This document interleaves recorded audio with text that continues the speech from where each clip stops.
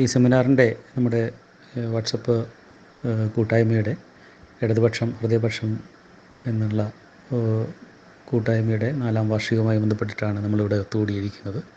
തീർച്ചയായും ഈ യോഗത്തിൻ്റെ അധ്യക്ഷൻ സഖാവ് KP രാജൻ, അതുപോലെ തന്നെ ശ്യാം, മറ്റ് പാനലിസ്റ്റുകളായിട്ടുള്ള രാജീവ് മാഷ്, നമ്മുടെ പ്രിയ സുഹൃത്താണ് ദീപക് ഉണ്ട്, മറ്റ്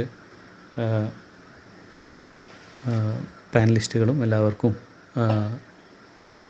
എൻ്റെ നന്ദി അറിയിക്കുകയാണ്. തീർച്ചയായിട്ടും നിങ്ങളോടൊപ്പം ഈ സായാഹ്നത്തിൽ കുറച്ച് സമയം ചിലവഴിക്കാൻ കഴിഞ്ഞതിലുള്ള സന്തോഷം അറിയിക്കുകയാണ്. രാജീവൻ സാർ ഇവിടെ കൃത്യമായിട്ട് സൂചിപ്പിച്ച് കഴിഞ്ഞു. പക്ഷേ ഒരു അധ്യാപന നിലയിൽ ഈ സംസാരിക്കുമ്പോഴുള്ളൊരു പ്രശ്നം, മുന്നിൽ ആളില്ലാത്തത് നമ്മൾ കോവിഡ് കാലത്ത് ശീലിച്ചതാണ്, കുട്ടികളില്ലാതെ പഠിക്കുന്നു. പക്ഷേ ഇത് ഒരു പുതിയ ഒരു അനുഭവമായിട്ടാണ് തോന്നുന്നത്. വാട്സപ്പ് കൂട്ടായ്മയിൽ ഞാൻ ആദ്യമായിട്ടാണ് ഇത്തരത്തിലുള്ള ഇൻട്രാക്ഷൻ നടത്തുന്നത്. അതിലുള്ള പോരായ്മകൾ ക്ഷമിക്കണം എന്ന് ആദ്യമായി പറയുകയാണ്.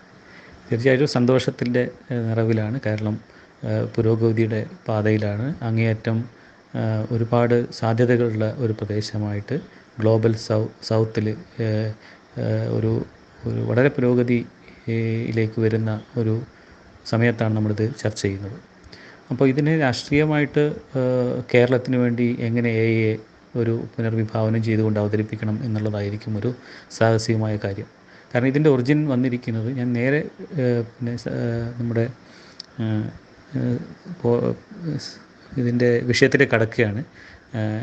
AI അവതരിപ്പിക്കുമ്പോൾ എനിക്കറിയാം പല രീതിയിലുള്ള ഇതിനെ നേരിട്ട് അറിയാവുന്ന ആൾക്കാരുണ്ടാവും, തുടക്കക്കാരൊക്കെ ഉണ്ടാവും. പക്ഷേ ഞാനത് കുറച്ച് സപ്ലിമെൻ്റ് ആയിട്ടുള്ള കുറച്ച് മെറ്റീരിയൽ കൂടി ഇതിൻ്റെ ഭാഗമായിട്ട് ഞാൻ ഗ്രൂപ്പിലേക്ക് തരാം.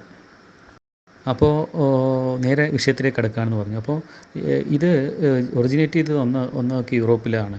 ഇപ്പം അത് ഹാൻഡിൽ ചെയ്യുന്ന ആൾക്കാരൊക്കെ കോർപ്പറേറ്റുകളുടെ ഭാഗമാണ്. ഇത് നമ്മുടെ കേരളത്തിലേക്ക് വരുമ്പോൾ നമ്മൾ എങ്ങനെ ഇതിനെ സ്വാംശീകരിക്കണം എന്നത് വളരെ ചിന്തനീയമായ വിഷയമാണ്. അതിൻ്റെ ഒരു പ്രാധാന്യം മുൻനിർത്തിക്കൊണ്ട് ഈ കൂട്ടായ്മ ഈ വിഷയം തിരഞ്ഞെടുത്തതിൽ ആദ്യമായി അഭിനന്ദനം പറയുകയാണ്. ഈ നിർമ്മിത ബുദ്ധിയുമായിട്ട് ഗവേഷണ ചരിത്രമൊക്കെ ഇവിടെ രാജീവൻ സാർ സൂചിപ്പിച്ചു കഴിഞ്ഞു.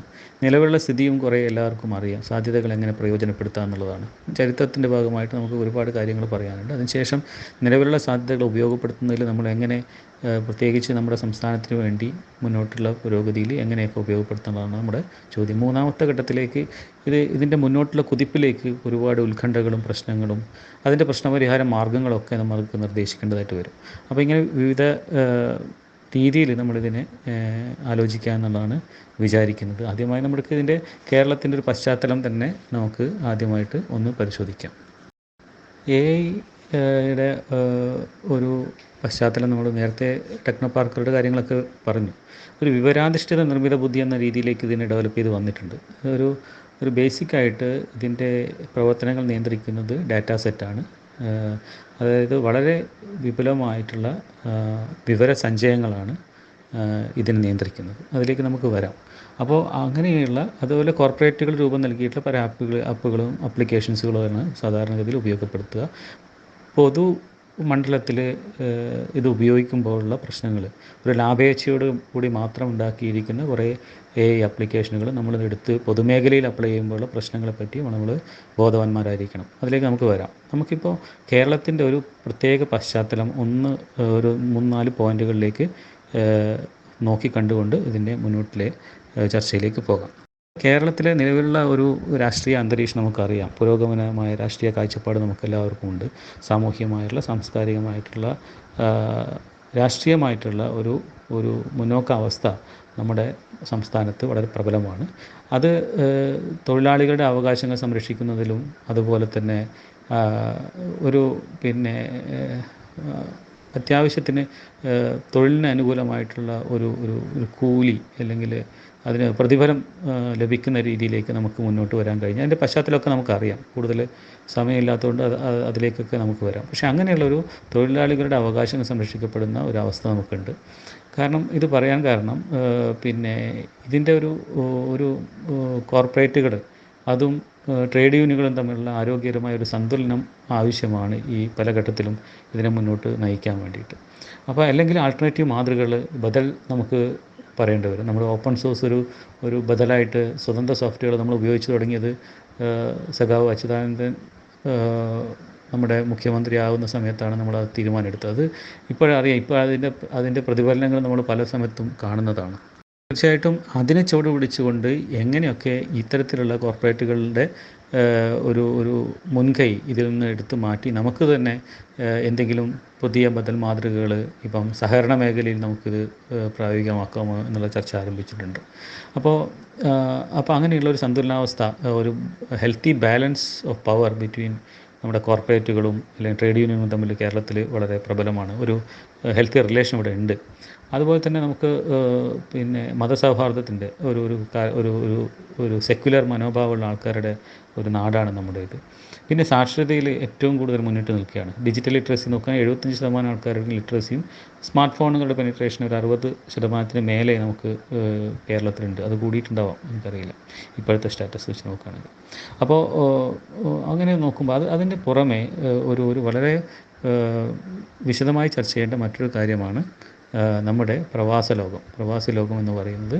വളരെ വൈഡ് സ്കെയിലുള്ള സ്കാറ്റർ ചെയ്തിട്ടുള്ള കേരളത്തിൻ്റെ ഡയസ്പൊറ, അതായത് പ്രവാസ ലോകം, അതായത് മിഡിൽ ഈസ്റ്റുകളുണ്ട്, യൂറോപ്പിലും അമേരിക്കയിലൊക്കെ സ്ട്രോങ് ഗ്ലോബൽ ഡയസ്പൊറയാണ് കേരളത്തിൻ്റെത്. അതൊരു വളരെ ശക്തമായ ഒരു 6 മില്യണിലധികം കേരളത്തിൽ തന്നെ ഉണ്ടാവുമെന്ന് വിചാരിക്കാം. അപ്പോൾ ഗ്ലോബൽ സൗത്ത്, ഗ്ലോബൽ നോർത്ത് എന്നുള്ള രീതിയിലാണ് നമ്മളിതിനെ ഗ്ലോബലി കാണുക. അപ്പോൾ ഏഷ്യ, ആഫ്രിക്ക, ലാറ്റിൻ അമേരിക്കയും ഒക്കെ ചേർന്ന ഗ്ലോബൽ സൗത്ത്, അവിടെ നമുക്ക്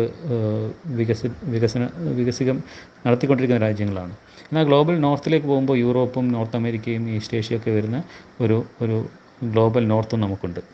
അപ്പോൾ ഇതിൽ നേരത്തെ സൂചിപ്പിച്ചതുപോലെ ഒരു responsible way of using it for social good, ആ രീതിയിലേക്ക് പല ശാസ്ത്രജ്ഞന്മാരും ഒരു വേറിട്ടുള്ള ഒരു ബദൽ സംവിധാനം ഇത്തരത്തിലുള്ള പല പ്രശ്നങ്ങൾ അഡ്രസ്സ് ചെയ്യാൻ വേണ്ടി ഉപയോഗിക്കുമ്പോഴുള്ള പ്രശ്നങ്ങൾ, അതിനെ കൺട്രോൾ ചെയ്യുന്നത്, റെഗുലേറ്ററി ബോഡീസിൻ്റെ പ്രശ്നങ്ങളൊക്കെ പരിഹരിക്കുന്നതിന് വേണ്ടി responsible AI for social good, എങ്ങനെ ഇത് റെസ്പോൺസിബിളായിട്ട് ഉപയോഗിക്കാൻ പറ്റും, ഒരു സാമൂഹ്യ നന്മയ്ക്കായിട്ട് എങ്ങനെ ഉപയോഗിക്കാം എന്നുള്ളതാണ് നമ്മൾ ചർച്ച ചെയ്യപ്പെടേണ്ട ഒരു വിഷയം.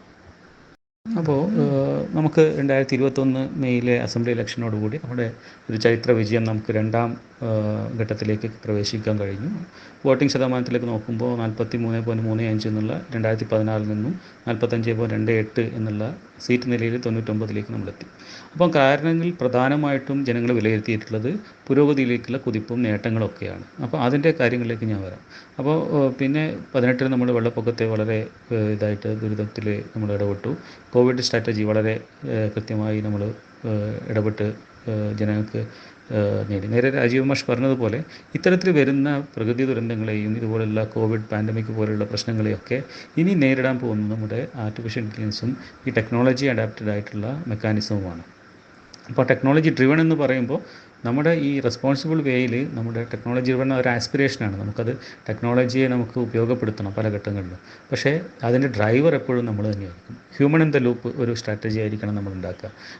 എന്ത് വന്നു കഴിഞ്ഞാൽ നമുക്ക് ടെക്നോളജി ഉപയോഗിക്കാം, അതിന് നമ്മൾ ഒരു വെറ്റിങ്ങോടുകൂടി നമുക്ക് ഉപയോഗപ്പെടുത്താം എന്നുള്ളതാണ്. അപ്പോൾ പാർലമെൻറ്റ് ഇലക്ഷനിലെ സ്ഥിതി വേറെയാണ്, അതിലേക്ക് നമ്മൾ ചർച്ചയിലേക്ക് അത് കൊണ്ടുപോകേണ്ട ആവശ്യമില്ല. പക്ഷേ നമുക്ക് ഈ ഏറ്റവും പാവങ്ങളെപ്പെട്ട ആൾക്കാർ, മധ്യവർഗം, ധനികർ എന്നുള്ള രീതിയിലുള്ള ഒരു സാമ്പത്തിക വിഭാഗങ്ങൾ പിന്നെ കേരളത്തിലുണ്ട്. അപ്പോൾ അവിടെയൊക്കെ നേരത്തെ പറഞ്ഞ പോലെ AI ഡിവൈഡും ഡിജിറ്റൽ ഡിവൈഡൊക്കെ നമുക്ക് നോക്കേണ്ട ആവശ്യമുണ്ട്. അപ്പോൾ അതിൽ നിന്ന് വരുമ്പോൾ ഒരു പുതിയ അജണ്ട നമുക്ക് കൃത്യമായിട്ട് രണ്ടാം പിണറായി സർക്കാരിൻ്റെ കാലത്ത് നമ്മൾ ഉണ്ടാക്കി വെച്ചിട്ടുണ്ട്. അതിൽ നമ്മൾ കൃത്യമായിട്ട് ഇലക്ഷൻ മാനിഫെസ്റ്റോയിലടക്കം പറയുന്ന 900 പോയിൻറ്റ് പ്രോഗ്രാം, 900 പോയിൻറ്റ് പ്രോഗ്രാമുണ്ട്.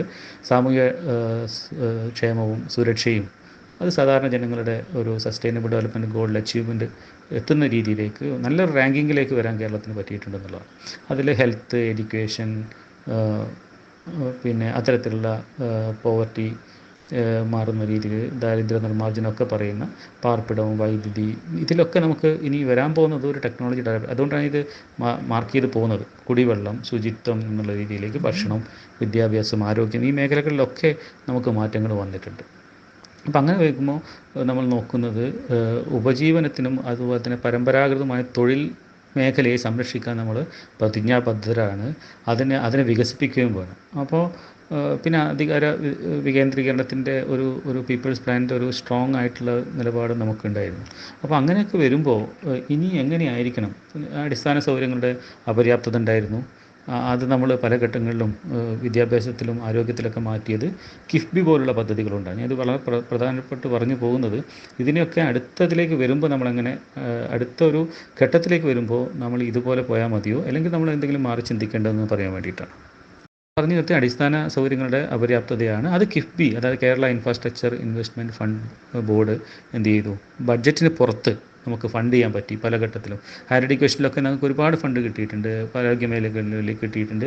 അങ്ങനെ വ്യവസായ നാഴികൾ സ്ഥാപിക്കാനുള്ള ഒരു പദ്ധതി നമുക്കുണ്ട്. അപ്പോൾ സാമ്പത്തിക അടിത്തറയുടെ മാറ്റം, ട്രാൻസ്ഫോർമേഷനാണ് നമ്മൾ ഉദ്ദേശിക്കുന്നത്. അത് ഇനി വിജ്ഞാന സമൂഹം എന്നുള്ള രീതിയിലേക്ക് നമ്മൾ മാറിക്കഴിഞ്ഞു. അപ്പോൾ ഈ സാമ്പത്തിക അടിത്തറ, ഇപ്പം പറയുന്ന അടിത്തറ, നേരത്തെ പറഞ്ഞ കാര്യങ്ങളൊക്കെ വെച്ച് നോക്കുമ്പോൾ അതിൻ്റെ അടിത്തറ മേജർ ട്രാൻസ്ഫോർമേഷനിലേക്ക് മാറുകയാണ്.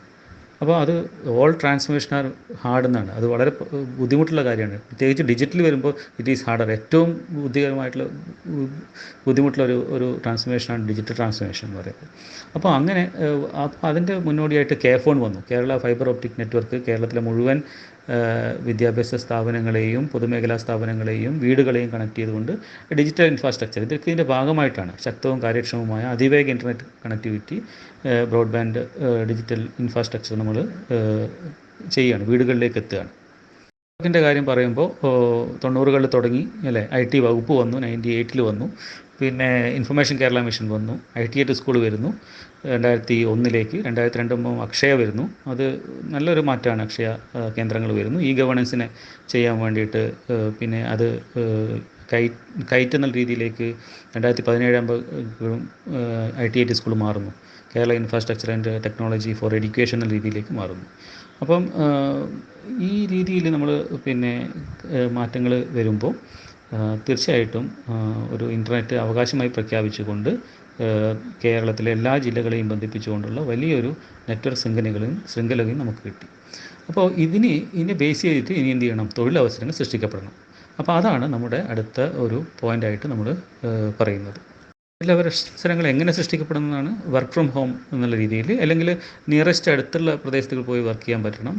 അതുപോലെ തന്നെ ഇൻഡസ്ട്രിയൽ പാർക്കുകൾ, നേരത്തെ രാജീവ് മാഷ് AI കോൺക്ലേവിനെ പറ്റി സംസാരിച്ചു. അപ്പോൾ അതൊക്കെ എല്ലാ ക്യാമ്പസുകളിലും ഇൻഡസ്ട്രിയൽ പാർക്കുകൾ വരാൻ പോവാണ്. സ്വകാര്യ നിക്ഷേപങ്ങൾ നമുക്ക് ആകർഷിക്കേണ്ടതുണ്ട്. അത് നേരത്തെ പറഞ്ഞതുപോലെ എല്ലാ സമയത്തും നമ്മൾ എന്ത് ചെയ്യണം, ഇടതുപക്ഷം ഈ നിക്ഷേപങ്ങൾക്ക് ഫ്രണ്ട്ലി അല്ല എന്നുള്ള ഒരു പൊതുവായിട്ടുള്ള ഒരു ബോധപൂർവമായിട്ടുള്ള ഒരു പൊതുബോധം ഉണ്ടാക്കാനുള്ള ശ്രമം പല ഭാഗത്തു നിന്നുണ്ടാകുന്നുണ്ട്. അപ്പം പ്രത്യേകിച്ചും അതിനുശേഷം നമ്മുടെ ഉന്നത വിദ്യാഭ്യാസത്തിലുള്ള വലിയ കുതിപ്പ് നമ്മൾ കാണുന്നുണ്ട് എല്ലാ സ്ഥലത്തും. വിജ്ഞാനോത്പാദനവും വിതരണവും എങ്ങനെയാണ് ഇന്നോവേറ്റീവായിട്ട് സ്റ്റാർട്ടപ്പുകളെ ഉപയോഗിച്ചുകൊണ്ട് നവകേരള പോസ്റ്റ് ഡോക്ടറൽ ഫെലോഷിപ്പുകൾ പറഞ്ഞുകൊണ്ട് അക്കാഡമിക് രംഗത്ത് അക്കാഡമിക് അഡ്മിനിസ്ട്രേഷനിലും അതുപോലെ അക്കാഡമിക് രീതിയിലും എക്സാമിനേഷനിലും റിഫോം കമ്മിറ്റികൾ കേരളത്തിലെ ഉന്നത വിദ്യാഭ്യാസ വകുപ്പ്, അങ്ങനെ ഒരു വകുപ്പ് തന്നെ ഉണ്ടാക്കി നമ്മൾ അതിലേക്ക് കമ്മിറ്റികൾ വെക്കുന്നു. അവരുടെ റിപ്പോർട്ടുകൾ പരിശോധനയ്ക്ക് എടുക്കുന്നു. 4 വർഷ ബിരുദ പ്രോഗ്രാമുകൾ ഈ വർഷം മുതൽ ഇൻട്രൊഡ്യൂസ് ചെയ്യുന്നു. അതിൽ ഹൊറിസോണ്ടൽ മൊബിലിറ്റി, പുതിയ, അതായത് ഡിസിപ്ലിന് ഒരു മറ്റുള്ള ഡിസിപ്ലിൻ ഏത് വിഷയങ്ങളെയും കുട്ടികൾക്ക് അധികരിച്ച് പഠിക്കാനുള്ള ഒരു അവസരം തുറന്നു കൊടുത്തുകൊണ്ട് വളരെ വിപ്ലവകരമായ മാറ്റങ്ങളാണ് ഉന്നത വിദ്യാഭ്യാസ രംഗത്ത് ഉണ്ടാകുന്നത്. അതിനെ ചുവട് പിടിച്ചാണ് വിജ്ഞാന സമ്പദ് വ്യവസ്ഥ അല്ലെങ്കിൽ വിജ്ഞാന സമൂഹം, നോളജ് എക്കണോമി, നോളജ് സൊസൈറ്റി എന്ന രീതിയിലേക്ക് വളരെ ഹൈ പ്രൊഡക്ടിവിറ്റിയിലേക്കുള്ള നോളജ്, സ്കില്ല്, അത്തരത്തിലുള്ള ഒരു നിപുണത അല്ലെങ്കിൽ നൈപുണ്യ വികസനം കൂടി കണക്കിലെടുത്തുകൊണ്ട് നമുക്ക് എന്ത് ചെയ്യുന്നു, നമ്മുടെ എഡ്യൂക്കേറ്റഡ് ആയിട്ടുള്ള അൺഎംപ്ലോയിഡ് യൂത്തിനെ നമ്മൾ ഇതിലേക്ക് ചേർത്ത് പിടിക്കുകയാണ്. അപ്പോൾ വിജ്ഞാനം ഒരു മൂലധനമാവുന്ന, അറിവ് ഒരു മൂലധനമാവുന്ന രീതിയിലേക്ക് നമ്മൾ എന്ത് ചെയ്തു, നമ്മുടെ സാമ്പത്തിക അടിത്തറയുടെ ഒരു പരിവർത്തനം നമ്മൾ വിഭാവനം ചെയ്യുകയാണ്. വിഭാവനം ചെയ്യുക മാത്രമല്ല, അതിലേക്ക് പ്രവർത്തിക്കുകയാണ്. മറ്റുള്ള കൂട്ടർക്കൊന്നും ഇതൊന്നും കാണേണ്ട ആവശ്യമില്ലല്ലോ, അവർക്ക് ക്രിട്ടിസൈസ് മാത്രമാണ്. പക്ഷേ നമുക്ക് വിശാലമായ ഒരു വീക്ഷണമുണ്ട്. നമ്മുടെ ഗവൺമെൻറ്റും ഇടതുപക്ഷ ഇതുപോലുള്ള മുഴുവൻ ആൾക്കാരുടെയും മുൻനിർത്തിക്കൊണ്ടുള്ള വളരെ കൂട്ടായ ഒരു പ്രവർത്തനത്തിൻ്റെ ഭാഗമായിട്ട് ഈ സാമ്പത്തിക അടിത്തറയുടെ ട്രാൻസ്ഫോർമേഷൻ്റെ വിജ്ഞാന സമൂഹം സമ്പദ് വ്യവസ്ഥയിലേക്ക് നമ്മൾ മെല്ലെ മാറിക്കൊണ്ടിരിക്കുകയാണ്. പൊളിറ്റിക്കലി പറഞ്ഞു കഴിഞ്ഞാൽ ഒരു ദേശീയ സാഹചര്യം പറയാതെ പോകാൻ നമുക്ക് പറ്റില്ല. അത് സർവ്വദേശീയ പശ്ചാത്തലത്തിൽ എങ്ങനെയാണ് 2022 നാഷണൽ എഡ്യൂക്കേഷൻ പോളിസി വരുന്നു, അതിതീവ്ര വലതുപക്ഷം സ്വീകാര്യം നേടാൻ പല സ്ഥലത്തും കഴിയുന്നു, അല്ലേ? ഹിന്ദുത്വ അജണ്ടയിലേക്കുള്ള കൈവഴികളാവുന്ന വിദ്യാഭ്യാസ നയങ്ങൾ വരുന്നു, സാമ്പത്തിക നയങ്ങൾ വരിക. അതായത് ഒരു ഞാൻ പറഞ്ഞു ഹിന്ദുത്വ അജണ്ടയാണ് കൃത്യമായിട്ട്, ഒരു സാമ്പത്തിക നയം അവർക്ക് പ്രത്യേകിച്ചിട്ടുണ്ട്. 2025 ആകുമ്പോഴേക്കൊക്കെ ഈ ആശയതലത്തിൽ അവരോട് പിൻപറ്റി നിൽക്കുന്ന ഒരു പുതിയ തലമുറയെ വാർത്തെടുക്കണം. അതിന് ഏറ്റവും നല്ലത് ഉന്നത വിദ്യാഭ്യാസവും വിദ്യാഭ്യാസ രംഗമാണ്. അപ്പോൾ അങ്ങനെ അതിലെ പാഠ്യ ഭാഗത്തുള്ള ഉള്ളടക്കങ്ങളെ തിരുത്തുന്നു. ചരിത്രവും ശാസ്ത്രവും മതനിരപേക്ഷ ഉള്ളടക്കം വേണ്ട എന്നുള്ള ഒരു കാഴ്ചപ്പാട് വരുന്നു. ഭരണഘടന വേണ്ട എന്ന് പറയുന്നു. പാർലമെൻറ്റ് ജനാധിപത്യത്തോട് മുഖം തിരിഞ്ഞ് നിൽക്കുന്നു. ഫെഡറലിസം എന്നെ എന്ത് ചെയ്യുന്നു, തള്ളി പറയുന്നു. അപ്പം കേരളത്തിലെ യൂണിവേഴ്സിറ്റികളുടെയൊക്കെ ചാൻസലറായിട്ടുള്ള ഗവർണറെ വെച്ചിട്ടുള്ള ചില കളികൾ നടക്കുന്നു. ഇതൊക്കെയാണെങ്കിലും നമ്മൾ മുന്നേറുകയാണ്. അപ്പോൾ ഇത്രത്തോളം കേന്ദ്ര ഒരു സഹായം ലഭിക്കാതെയും പിന്തിരിഞ്ഞ് നിൽക്കുമ്പോഴേക്കും നേരത്തെ സൂചിപ്പിച്ചതുപോലെ അടിസ്ഥാന സൗകര്യ വികസനത്തിലും തൊഴിലവസരങ്ങളിലും ഉന്നത വിദ്യാഭ്യാസത്തിൻ്റെ പുനർനിർമ്മാണത്തിലോ അല്ലെങ്കിൽ റീവാമ്പിങ്ങിലും ഗതാഗത രംഗത്ത് ഭൗതികമായി അല്ലെങ്കിൽ മലയാളിയുടെ നിപുണത വർദ്ധിപ്പിക്കുന്ന രീതിയിലുള്ള ഒരുപാട് കാര്യങ്ങൾ, അതുപോലെ തന്നെ കേരളത്തിലെ പ്രവാസ ലോകം നമ്മുടെ സഹായത്തിന് എത്തുന്നു. ഒരു ബദൽ മാതൃക, ഒരു ബദൽ രാഷ്ട്രീയമായിട്ട് നവകേരളം രൂപപ്പെട്ടു വരികയാണ്. ഇത്രയും പശ്ചാത്തലത്തിലാണ് നമ്മൾ എന്ത് ചെയ്യുന്നത്, ഒരു യുഗത്തിൽ എങ്ങനെയായിരിക്കണം കേരളത്തിൻ്റെ മുന്നോട്ടുള്ള പോക്ക് എന്ന് പറയാൻ വേണ്ടിയിട്ടാണ് നമ്മൾ ഈ കാര്യങ്ങളൊക്കെ പറയുന്നത്. ഇനി അടുത്തതായിട്ട് നമുക്ക് നല്ല യിലേക്ക് വരാം. അപ്പോൾ നേരത്തെ പറഞ്ഞതുപോലെ 1950കളിലൊക്കെയാണ് ഇതിൻ്റെ പ്രവർത്തനം തുടങ്ങി. പുതിയൊരു സാങ്കേതികവിദ്യ നമുക്ക് തോന്നാമെങ്കിലും അലൻ ട്യൂറിംഗ് എന്നുള്ള ശാസ്ത്രജ്ഞൻ മൈൻഡ് മാഗസിനിൽ കമ്പ്യൂട്ടിംഗ് മെഷീനറി ആൻഡ് ഇൻ്റലിജൻസ് എന്നുള്ള ഒരു പ്രബന്ധം അവതരിപ്പിക്കുന്നു. ജോൺ മെക്കാർത്തി എന്ന് വിളിച്ചുകൊണ്ട് ഒരു കോൺഫറൻസിൽ അതിനെ പുതിയ രീതിയിലേക്ക് അവതരിപ്പിക്കുന്നു. ക്യാൻ എ മെഷീൻ തിങ്ക് എന്നുള്ളതാണ് ചോദ്യം. ഇതിന് ചിന്തിക്കാൻ പറ്റുമോ, ഒരു യന്ത്രത്തിന് ചിന്തിക്കാൻ പറ്റുമോ എന്നുള്ളതാണ്, ഒരു കമ്പ്യൂട്ടറിന് ചിന്തിക്കാൻ പറ്റുമോ. നേരത്തെ നമ്മൾ ന്യൂമറിക്കൽ കമ്പ്യൂട്ടേഷൻ, സയൻറ്റിഫിക് കമ്പ്യൂട്ടേഷനൊക്കെ ഉപയോഗിച്ചിരിക്കുന്ന ഡിജിറ്റൽ കമ്പ്യൂട്ടറുകൾ നമ്മുടെ ഭൗതികമായിട്ടുള്ള ഒരു ചിന്തിച്ചുകൊണ്ട് പ്രശ്നപരിഹാര മാർഗത്തിലേക്ക് എത്താനുള്ള ചില സാധ്യതകളുണ്ടോ എന്നുള്ളതാണ് ഇവിടെ പരീക്ഷിക്കപ്പെടുന്നത്. നേരത്തെ പറഞ്ഞ പോലെ ഉപകരണങ്ങൾ നിർമ്മിക്കുന്ന ഒരു മൃഗം ആയിട്ട് മനുഷ്യൻ ചില ഉപകരണങ്ങൾ അങ്ങനെയാണ് നമ്മുടെ കൂടെ വന്നു കഴിഞ്ഞാൽ, അല്ലെങ്കിൽ ചില കണ്ടുപിടുത്തങ്ങൾ ഒരിക്കൽ വന്നു കഴിഞ്ഞാൽ അത് നമ്മുടെ കൂടെ ഉണ്ടായിരിക്കും. ചക്രങ്ങൾ എടുത്തു നോക്കൂ. ചക്രങ്ങൾ വന്നിട്ട് കണ്ടുപിടിച്ചതിന് ശേഷം ഇന്ന് വരെ നമ്മുടെ ചക്രങ്ങൾ പല സ്ഥലത്തും ഉപയോഗപ്പെടുത്തുന്നു. ചിലപ്പോൾ റോക്കറ്റിൽ വരെ ചെറിയ ചക്രങ്ങളൊക്കെ ഉപയോഗിക്കുന്നു വരാം. അതുപോലെ തന്നെ എയുടെ കാര്യവും ഈ ടെക്നോളജി നമ്മുടെ ഒത്ത് വന്നു. ഇനി ഇതിനെ ഇടകലർന്നുകൊണ്ടുള്ള ഒരു ജീവിതം ആണ് നമ്മൾ ഇനി വരാൻ പോകുന്നത്. നമ്മുടെ ഇടയിൽ നിന്ന് ഇത് ഒരിക്കലും മാഞ്ഞു പോകാൻ അല്ലെങ്കിൽ മറിഞ്ഞു പോകാൻ വേറൊരു ടെക്നോളജി റീപ്ലേസ് ചെയ്ത് പോകാനൊന്നും സാധ്യതയില്ല. ഇതിൻ്റെ തുടർച്ചയായിട്ടുള്ള ഒരു നമ്മുടെ കൂടെ ജീവിക്കുന്ന ടെക്നോളജിയും നമ്മുടെ ഫിസിക്കൽ സൈബർ സിസ്റ്റം എന്ന് പറയുന്ന പോലെ ഒരുമിച്ച് ജീവിക്കുന്ന ഒരു സാധ്യതയാണ് മുന്നിൽ തെളിഞ്ഞു കാണുന്നത്. നമ്മൾ ഒരൊറ്റ കാര്യം പറയാം. നാലാം വ്യാവസായിക വിപ്ലവം ഒരു 18ാം നൂറ്റാണ്ടിൽ തുടങ്ങി, സ്റ്റീം എഞ്ചിൻ തുടങ്ങി, 20ാം നൂറ്റാണ്ടെത്തുമ്പോൾ ഇലക്ട്രിസിറ്റി മാസ് പ്രൊഡക്ഷനൊക്കെ വരുന്നു, 70കളിൽ കമ്പ്യൂട്ടർ വരുന്നു, ഓട്ടോമേഷൻ ഓഫ് മാനുഫാക്ചറിങ് വരുന്നു. അതിനുശേഷം 4ാം വ്യാവസായിക വിപ്ലവത്തിൽ എത്തുമ്പോൾ സൈബർ ഫിസിക്കൽ സിസ്റ്റം എത്തുന്നു. അപ്പോൾ ഇതിനെ ഓരോ ഘട്ടത്തിലും നമുക്ക് ചില കോമ്പിറ്റൻസികളാണ് ഈ വ്യാവസായിക വിപ്ലവ ചരിത്രത്തിലൂടെ നമുക്ക് പോകുമ്പോൾ നമുക്ക് മനസ്സിലാകുക. അപ്പോൾ ഇന്നത്തെ ഈ സൈബർ ഫിസിക്കൽ സിസ്റ്റമിൽ AI സിസ്റ്റത്തിലേക്ക്, ഇൻ്റർനെറ്റ് ഓഫ് തിങ്സിലേക്കൊക്കെ വരുമ്പോൾ ചില നിപുണതകൾ നമുക്ക് ആവശ്യമാണ്. അത് കുട്ടികളായാലും ഗവേഷകരായാലും ഇതുമായി ഇടകലർന്ന് ജീവിക്കുന്നവരായാലും ഒക്കെ അത് ആവശ്യമാണ്. അപ്പോൾ അങ്ങനെ വരുമ്പോൾ ലേണിംഗ് അജിലിറ്റി, അതായത് ഏറ്റവും പെട്ടെന്ന് ക്വിക്കായിട്ട് കാര്യങ്ങൾ പഠിച്ചു പോകുന്ന രീതിയിൽ നമുക്ക് വേണം. അഡാപ്റ്റബിലിറ്റി, ഇതിന് സാഹചര്യങ്ങളുമായി പൊരുത്തപ്പെട്ടു പോകുന്ന രീതിയിൽ വേണം. എമ്പതി വേണം. അപ്പോൾ ട്രാൻസ് ഡിസിപ്ലിനാരിറ്റി വേണം. അതായത് മറ്റുള്ള വിജ്ഞാന ശാഖകളുമായി ബന്ധിപ്പിച്ച് പഠിക്കുന്ന ഒരു രീതിയിലേക്ക് നമ്മൾ വരണം. ഫിസിക്സ് പഠിക്കുന്നത് ഫിസിക്സ് മാത്രമല്ല, ഫിസിക്സ് പഠിക്കുമ്പോൾ കമ്പ്യൂട്ടർ സയൻസും ചിലപ്പം ബയോളജിയും പഠിക്കേണ്ട ഒരു ആവശ്യമുണ്ടാവും എന്നുള്ളതാണ്. ഒറ്റ കാര്യം കൂടി ഇതിൻ്റെ കൂടെ പറയാനുള്ളത്, ഇത് ഒരു കൂട്ടുപിണയുന്ന സാങ്കേതികതകൾ കൂടിയതാണ് ഈ AI കേസ്. അപ്പോൾ ഇതിൽ വരുമ്പോൾ നമ്മൾ ഒരു ശാസ്ത്രീയ കണ്ടുപിടുത്തങ്ങളുടെ മാതൃകകൾ നമ്മൾ പരിശോധിച്ചാൽ അതിൻ്റെ സമീപനത്തിലെ അടിസ്ഥാന മാറ്റങ്ങൾ നമ്മൾ നോക്കിക്കണ്ടു കഴിഞ്ഞാൽ, വർഷങ്ങൾക്ക് മുമ്പ് ഒരു ഗലീലിയോ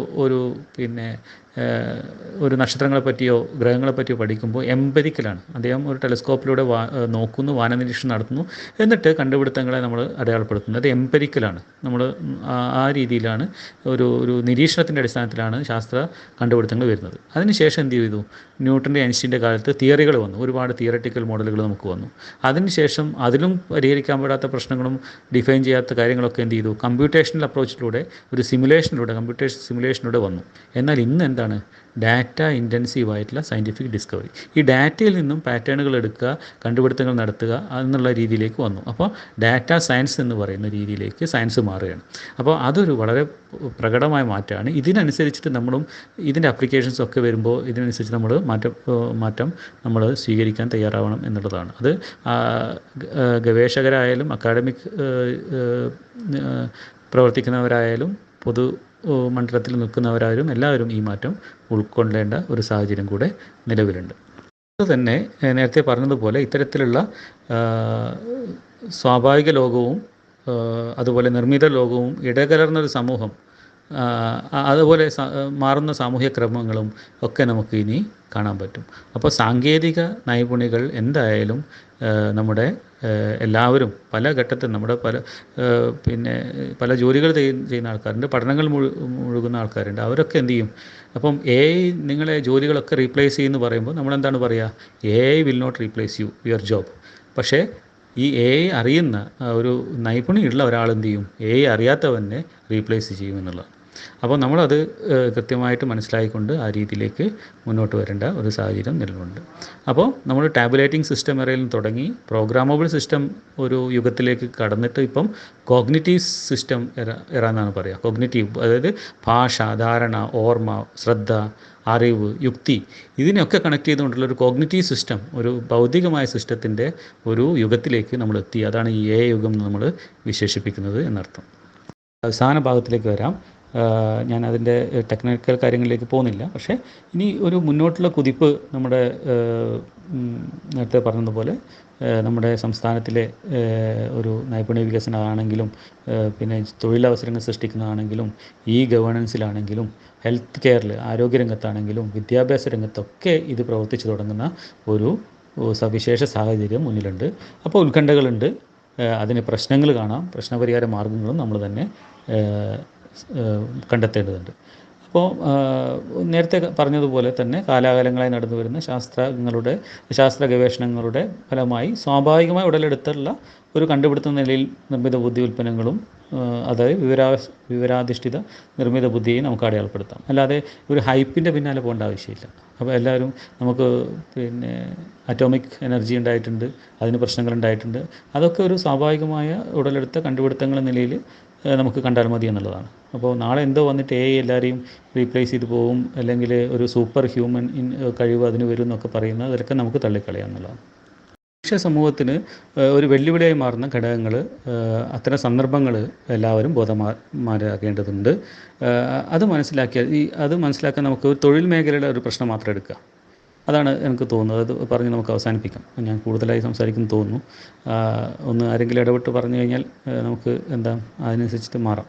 അപ്പം ഒരു തൊഴിൽ മേഖലയിലുള്ള പ്രശ്നങ്ങളെ നമുക്ക് പഠനവിധേയമാക്കുക. അപ്പോൾ ഇത്തരത്തിലുള്ള സാങ്കേതികവിദ്യയുമായി അത്യന്തം ഇടകലർന്ന് ജീവിക്കുന്ന സമൂഹം എന്ന നിലയിൽ നമുക്ക് നേരത്തെ പറഞ്ഞ ഉത്കണ്ഠകൾ അകലേണ്ടതുണ്ട്. അതിന് ആവശ്യമായിട്ടുള്ള അവബോധവും പരിജ്ഞാനവും ഉണ്ടാവേണ്ടതാണ്. കൃത്യമായിട്ട് നമുക്ക് അത് ഉണ്ടാക്കിയെടുക്കണം. അപ്പം പല രീതിയിലും നമ്മുടെ നിത്യജീവിതത്തിൽ നേരിട്ടുകൊണ്ടിരിക്കുന്ന പ്രശ്നങ്ങൾ ഇത്തരത്തിലുള്ള നിർമ്മിത ബുദ്ധി ഉൽപ്പന്നങ്ങളുടെ ഉപയോഗവുമായി ബന്ധപ്പെട്ട് ഉണ്ടാകാനിടയുണ്ട് എന്നുള്ളത് ഉറപ്പാണ്. അപ്പോൾ ഇത്തരം സാഹചര്യത്തിൽ കൃത്യമായ നിലപാടുകൾ എടുക്കാനും പ്രതികരിക്കാനും നമ്മുടെ സമൂഹത്തെയും സജ്ജമാക്കേണ്ടത് നമ്മുടെ ഉത്തരവാദിത്തമായിട്ട് നമുക്ക് എടുക്കാം. മേഖലയുടെ പ്രശ്നമായിട്ട് ഞാൻ കാണുന്നത് ഈ പ്ലാറ്റ്ഫോം ബേസ്ഡ് ആയ ആപ്ലിക്കേഷനുകളാണ്. രണ്ട് കാര്യങ്ങളും നമുക്കെടുക്കാം. ഊബറിൻ്റെ കേസ്, ഊബർ, ഓല പോലെയുള്ള ഗതാഗതത്തിൽ വിപ്ലവകരമായ മാറ്റങ്ങൾ വരുത്തിയിട്ടുള്ള ഒരു കാര്യമാണ്. അതിന് നമുക്ക് എന്തുണ്ട്, ഗൂഗിളിൻ്റെ നാവിഗേഷൻ ഉണ്ട്. പിന്നെ അതുപോലെ തന്നെ ഭക്ഷ്യവിതരണ ശൃംഖലയായിട്ടുള്ള ആയി പ്രവർത്തിക്കുന്ന സ്വിഗ്ഗി, സൊമാറ്റോ പോലെയുള്ള പ്ലാറ്റ്ഫോമുകളുണ്ട്. അപ്പോൾ ഇത് രണ്ടിലും പ്രവർത്തിക്കുന്നവരൊക്കെ അവരുടെ തൊഴിലാളികളുടെ അവരുടെ പാർട്ട്നേഴ്സാണെന്ന് പറയാം. പക്ഷേ എന്താണ് ഈ പാർട്ട്നേഴ്സ് ചെയ്യുന്നത്? അവർക്ക് തൊഴിലിടങ്ങൾ കൊടുക്കേണ്ട ആവശ്യമില്ല, അവർക്ക് ഉപകരണങ്ങൾ കൊടുക്കേണ്ട ആവശ്യമില്ല, അവരുടെ ബൈക്ക് തന്നെ അവരുടെ കാറ് തന്നെ ഉപയോഗിച്ച് വന്നോളും. യാതൊരു സംരക്ഷണമായിട്ടുള്ള വേറെ ഒരു ആനുകൂല്യങ്ങളും കൊടുക്കേണ്ട ആവശ്യമില്ല.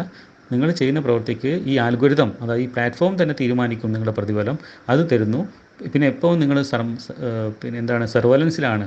നിങ്ങൾക്ക് കൃത്യമായിട്ട് എവിടെ പോകണം, എവിടെ നിങ്ങൾ നിൽക്കണം എന്നുള്ള ഒരു അൽഗോരിതം ബേസ്ഡ് ആയിട്ടുള്ള ഒരു സർവൈലൻസിൻ്റെ കീഴിലാണ്. അവിടെ നിങ്ങൾ എപ്പോഴും നിങ്ങളുടെ ടൈം കുറയുന്നു അല്ലെങ്കിൽ കൂടുതൽ സമയം എടുക്കുന്നു എന്നതിനനുസരിച്ചിരിക്കും നിങ്ങളുടെ പെർഫോമൻസും നിങ്ങളുടെ സ്റ്റാറിങ്ങും റേറ്റിങ്ങും ഒക്കെ.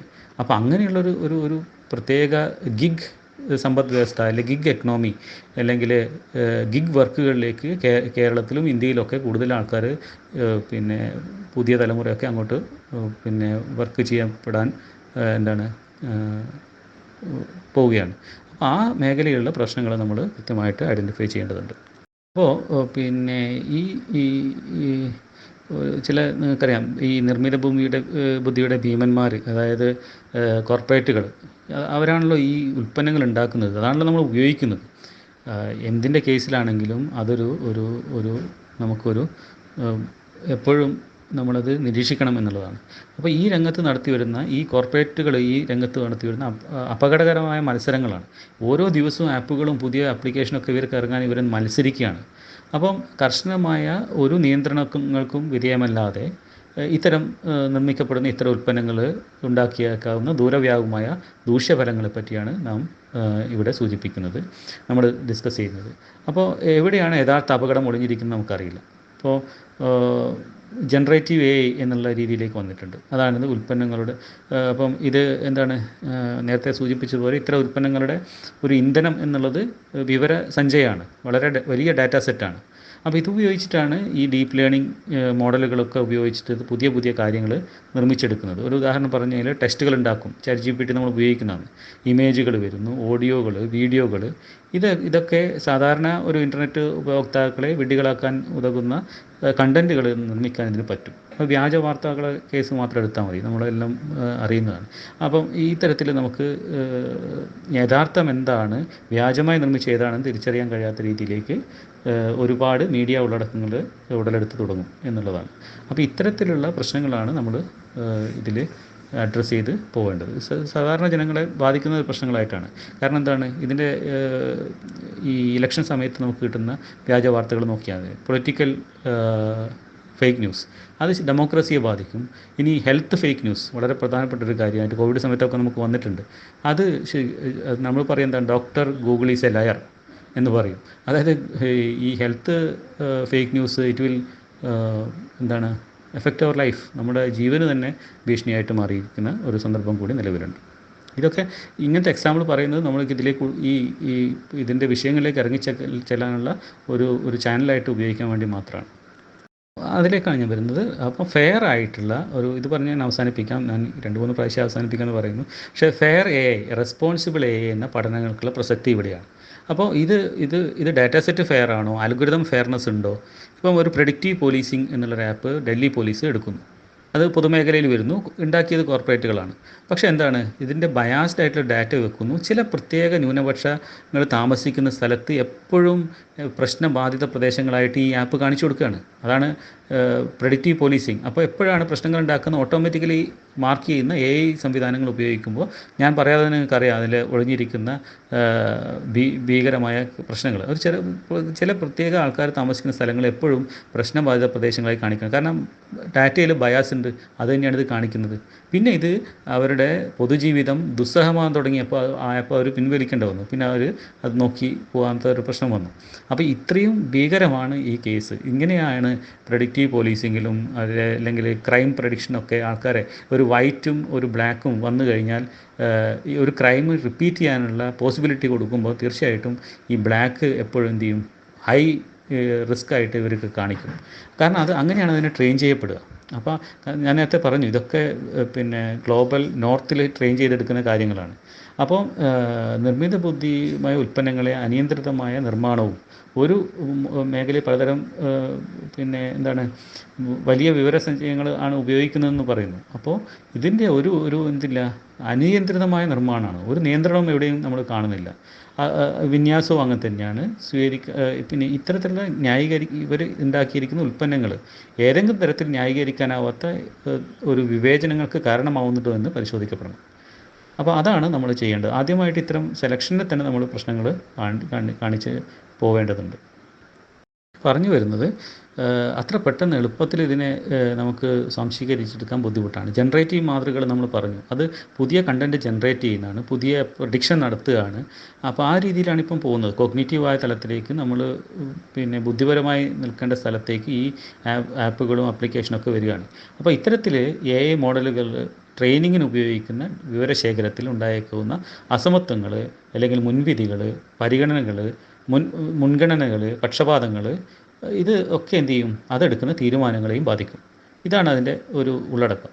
അപ്പോൾ ഇന്ന് ഇത്തരത്തിലുള്ള നിർമ്മിത ബുദ്ധിയുമായി ബന്ധപ്പെട്ട സേവനങ്ങൾ എല്ലാ മേഖലകളും ഉപയോഗിക്കാൻ തുടങ്ങിയിരിക്കുന്നു എന്നുള്ളതാണ്. അപ്പോൾ അവ നമ്മുടെ ജീവിതത്തെ തന്നെ മാറ്റിമറിക്കാവുന്ന വിധത്തിൽ തീരുമാനങ്ങൾ എടുക്കുന്നതിൽ വളരെ സ്വാധീനം ചെലുത്താൻ തുടങ്ങിയിരിക്കുന്നുണ്ട്. അപ്പോൾ ഇത് നമ്മുടെ വ്യക്തിജീവിതത്തിലും ഇതുപോലെ തന്നെ പൊതു മേഖലയിലൊക്കെ ഈ പ്രശ്നം കിടക്കുകയാണ്. അപ്പോൾ ഈ സാഹചര്യത്തിൽ നമ്മുടെ സാമൂഹിക ഘടനയെ സ്വാധീനിക്കാവുന്ന നിർമ്മിത ബുദ്ധി ഉൽപ്പന്നങ്ങളെ, നേരത്തെ ഞാൻ പ്രിറ്റി പോലീസിൻ്റെ കേസിൽ പറഞ്ഞതുപോലെ നീതിബോധവുമായി ബന്ധപ്പെടുത്തി കൂടി പഠിക്കേണ്ടിയിരിക്കുന്നു എന്നുള്ളതാണ്. അപ്പോൾ ഇതാണ് റെസ്പോൺസിബിൾ യൂസ്, ഫെയർ, അതിൻ്റെ എത്തിക്സ് ഒക്കെ നോക്കി ഇതിനെ പഠിക്കണം. നേരത്തെ സൂചിപ്പിച്ചതുപോലെ ഇൻഷുറൻസ് ഉണ്ടാവാം, അല്ലെങ്കിൽ ബിസിനസ് ഇൻ്റലിജൻസ്, ഇ-കൊമേഴ്സ്. അപ്പോൾ ഈ മേഖലകളിലൊക്കെയാണ് സ്വകാര്യ മേഖലയിലെ കോർപ്പറേറ്റുകൾ ലാഭേച്ഛയെ മുൻനിർത്തി മാത്രം AI ആപ്ലിക്കേഷനുകൾ ഉണ്ടാക്കുന്നത്. അപ്പോൾ ആ ആപ്ലിക്കേഷൻ അതേപടി പൊതുമേഖലയിലും ഭരണരംഗത്തൊക്കെ ഉപയോഗിക്കുമ്പോൾ ഉണ്ടാകുന്ന പ്രശ്നങ്ങൾ കൂടി നമ്മൾ മനസ്സിലാക്കണം എന്നാണ് പറഞ്ഞാൽ നിർത്താം. അതായത് ഒരു ജോലി റിക്രൂട്ട്മെൻറ്റിന് ഉപയോഗിക്കുന്ന ഒരു AI ആപ്പ് അല്ലെങ്കിൽ ഒരു പദ്ധതി ഉണ്ടെങ്കിൽ അതെന്ത് ചെയ്യുന്നു, ചില ജോലികളിൽ ആൺ-പെൺ വ്യത്യാസത്തിൽ വിവേചനപരമായി തരംതിരിക്കപ്പെടാവുന്ന സാധ്യതയുണ്ട്. നിങ്ങൾ പിന്നെ നേഴ്സസ് എന്ന് പറയുമ്പോൾ നമ്മുടെ മനസ്സിലെന്താണ്, ഒരു ജെൻഡർ സ്റ്റീരിയോ ടൈപ്പ് ഉണ്ട്. അത് ഫീമെയിൽസിന് മാത്രം പറ്റിയതാണ്, അല്ലെങ്കിൽ പെൺകുട്ടികൾക്ക് മാത്രം പറ്റിയാണെന്നുള്ളൊരു സ്റ്റീരിയോ ടൈപ്പ് ഉണ്ട്. അപ്പോൾ അത് ഇത്തരത്തിലുള്ള കാര്യങ്ങളിലേക്കും ഒരു ജെൻഡർ ബയാസാണത്. അപ്പോൾ നിയമപാലനത്തിനും, നേരത്തെ പറഞ്ഞ പ്രെഡിക്റ്റീവ് പോലീസിങ്, വിദ്യാഭ്യാസ മേഖലയിൽ, ആരോഗ്യവുമായി ബന്ധപ്പെട്ട കാര്യങ്ങളിലൊക്കെ ഇത് ഉപയോഗിക്കുമ്പോൾ അതുമായി ബന്ധപ്പെട്ട വിവരശേഖരം നിഷ്പക്ഷമാണ്, അതിൻ്റെ അകത്ത് പക്ഷപാതമില്ല എന്ന് നമ്മൾ ഉറപ്പിക്കേണ്ടിയിരിക്കുന്നു. അതിന് വർഗ്ഗപരമാവാം, മതപരമാവാം, ലിംഗപരമാവാം. അപ്പോൾ ഇത്തരത്തിലുള്ള മുൻവിധികൾ പ്രകടമാണെങ്കിൽ പ്രശ്നം തന്നെയാണ് എന്നുള്ളതാണ്. അത് പരിശോധിക്കപ്പെടണം. അപ്പോൾ ഇല്ലെങ്കിൽ തീർത്തും ന്യായീകരിക്കുമില്ലാത്ത വിവേചനങ്ങൾ സമൂഹത്തിൽ വിള്ളലുണ്ടാക്കുകയും പൊതുജീവിതത്തെ സാരമായി ബാധിക്കുകയും ചെയ്യും. അപ്പോൾ ഇത് ആര് ഉപയോഗിക്കുന്നു എന്നുള്ളതാണ് പ്രധാനം. അപ്പോൾ അത്തരത്തിൽ വരുമ്പോൾ ഒരു സുസ്ഥിര വികസന കാഴ്ചപ്പാടിൽ ടെക്നോളജി ഡ്രിവൺ, നമ്മുടെ ഡ്രൈവർ നമ്മൾ തന്നെയാവുന്നു എന്നുള്ള രീതിയിലേക്ക് വരുമ്പോൾ ഇത് responsible use of responsible AI for social good എന്ന രീതിയിലേക്ക് നമുക്കിതിനെ കാണേണ്ടതുണ്ട്. അതായത് അവസാനമായി പറഞ്ഞാൽ, നമ്മുടെ ഒരു കൺക്ലൂഡിങ് റിമാർക്സിൽ പറഞ്ഞു കഴിഞ്ഞാൽ, കോവിഡാനന്തര കാലത്ത് ഒരു ന്യൂ നോർമലിലേക്ക് നമ്മളെത്തി. നമ്മുടെ സംസ്ഥാനത്തിൻ്റെ വികസന പാതയിലേക്ക്, AI യുഗത്തിലേക്ക് എങ്ങനെ മുന്നോട്ട് പോകണം എന്നുള്ള ഒരു ചർച്ചയുടെ ഭാഗത്ത് വരുമ്പോൾ എല്ലാ നിർമ്മിത ബുദ്ധി മുന്നോട്ട് വെക്കുന്ന എല്ലാ സാധ്യതകളെയും ആവുന്നത്ര പ്രയോജനപ്പെടുത്താൻ നമ്മൾ മുൻകൈയിട്ട് ഇറങ്ങണം എന്നുള്ളതാണ്. നേരത്തെ പറഞ്ഞ പോലെ AI എല്ലാം റീപ്ലേസ് ചെയ്യുക, AI അറിയുന്ന ഒരാൾ നമ്മളെ റീപ്ലേസ് ചെയ്ത് പോകരുത് ഒരു ഘട്ടത്തിലും. നമ്മുടെ വ്യക്തി ജീവിതത്തിലും അതുപോലെ തന്നെ തൊഴിലിടങ്ങളിലും ഒന്നും അതിനെ നമ്മൾ ഇടകലർത്താതെ ഇതിനെ അധ്യാപകർക്ക് നൽകേണ്ട പരിശീലനം നേരത്തെ രാജീവ് സാർ സൂചിപ്പിച്ചു, അതല്ല ബാങ്കിങ് നടത്തേണ്ടത്, അതല്ല മറ്റുള്ള മേഖലകൾ നടത്തേണ്ടത്, പോലീസിങ്ങിൽ നടത്തേണ്ടത്. അപ്പോൾ ഓരോ രംഗത്തും ആവശ്യമായിട്ടുള്ള IAS ഓഫീസേഴ്സിന് നടത്തേണ്ടതുണ്ട്, സാധാരണ പിന്നെ ഓഫീസിലേക്ക് നടത്തേണ്ടതുണ്ട്. അപ്പോൾ അതിനൊക്കെ വ്യത്യസ്തമായിട്ടുള്ള ട്രെയിനിങ് പദ്ധതികൾ നമുക്ക് കൊടുക്കേണ്ടതുണ്ട് എന്നുള്ളതാണ്. അപ്പോൾ ആ സാധ്യതകളെ ആവുന്നത്ര നമ്മൾ പ്രയോജനപ്പെടുത്തുക. അതിൽ പതിയിരിക്കുന്ന അപകടങ്ങളെ ശാസ്ത്രീയമായി പഠിക്കാനും വിലയിരുത്താനും ഉചിതമായ തീരുമാനങ്ങൾ എടുക്കാനും നിലപാടുകൾ പറയുവാനും നമുക്ക് നമ്മുടെ സമൂഹത്തെ മുഴുവൻ പ്രാപ്തരാക്കാനുള്ള ബോധപൂർവമായ ശ്രമം നമ്മുടെ ഭാഗത്തു നിന്ന് ഉണ്ടാവേണ്ടത് അത്യാവശ്യമാണെന്ന് മാത്രം സൂചിപ്പിക്കുന്നു. അപ്പോൾ ഇതാണ് responsible AI for social good എന്നതുകൊണ്ട് അർത്ഥമാക്കുന്നത്. ഇത് തന്നെയാവണം നമ്മുടെ ഒരു മോട്ടോ, ഒരു പോളിസിയിലൊക്കെ വരുന്ന സമയത്ത് ഇതിന് സ്പെഷ്യൽ ഇൻട്രസ്റ്റ് ആയിട്ട് നമ്മൾ എന്ത് ചെയ്യണം, ഇതിൻ്റെ കൂടെ ഉണ്ടാവണം. തീർച്ചയായിട്ടും ഈ തരത്തിലുള്ള ചർച്ചകൾ തന്നെയാണ് ഇതിനെ മുന്നോട്ട് കൊണ്ടുപോകാൻ നമുക്കൊക്കെ പ്രേരണയായിട്ടുള്ളത്. നേരത്തെ സൂചിപ്പിച്ചതുപോലെ മുഴുവൻ ഭാരവാഹികൾക്കും ഒരിക്കൽ കൂടി നന്ദി അറിയിക്കുകയാണ്. ഞാൻ മറ്റുള്ള ഒരു പ്രത്യേക വിഭാഗത്തെ നമുക്ക് മുൻനിർത്തിക്കൊണ്ട് ട്രെയിനിങ് പ്രോഗ്രാമൊക്കെ നടത്തണമെങ്കിൽ നമുക്കത് ചെയ്യുന്നതിൽ യാതൊരു തർക്കവുമില്ല. യൂണിവേഴ്സിറ്റിയുടെ ഒരു സംവിധാനം നമ്മൾ പല സ്ഥലത്തിലും അങ്ങനെ ചെയ്തിട്ടുണ്ട്. ബാങ്കിങ് മേഖലയിൽ, പിന്നെ ജേർണലിസ്റ്റുകളുടെ ഇടയിൽ, അതുപോലെ തന്നെ സാധാരണ ക്ലറിക്കൽ സ്റ്റാഫിൻ്റെ ഇടയിൽ, നമ്മുടെ IAS ഓഫീസേഴ്സിൻ്റെ ഇടയിൽ, പിന്നെ വെറ്റിനറി ഡോക്ടേഴ്സിൻ്റെ ഇടയിൽ, അധ്യാപകരുടെ ഇടയിൽ, ഗവേഷകരുടെ ഇടയിൽ ഇതിനൊക്കെ പ്രത്യേകം പാക്കേജുകളായിട്ട് നമ്മൾ എന്ത് ചെയ്യുന്നുണ്ട്, അവരെയൊക്കെ എംപവർ ചെയ്യാൻ വേണ്ടിയിട്ട് സംഘടനകളെ അസോസിയേഷൻ ഓഫ് കാലിക്കറ്റ് യൂണിവേഴ്സിറ്റി ടീച്ചേഴ്സിൻ്റെ സെക്രട്ടറി കൂടിയാണ് ഞാൻ. അപ്പോൾ അത് മുൻകൈ എടുത്തുകൊണ്ട് ഞങ്ങൾ എന്ത് ചെയ്യുന്നുണ്ട്, കേരളത്തിലെ മുഴുവൻ യൂണിവേഴ്സിറ്റികളിലും ഇത്തരത്തിലുള്ള പദ്ധതികൾ സംഘടനയുടെ ഭാഗമായിട്ടും പൊതുപ്രവർത്തനത്തിൻ്റെ ഭാഗമായിട്ടൊക്കെ നടത്തിക്കൊണ്ടിരിക്കുകയാണ്. തീർച്ചയായിട്ടും ഒരിക്കൽ കൂടി ഈ സന്തോഷം നിങ്ങളോട് പങ്കുവെക്കുന്നു. തുറന്ന ചർച്ചയ്ക്ക് വേണ്ടി ഞാൻ നിർത്തുകയാണ്.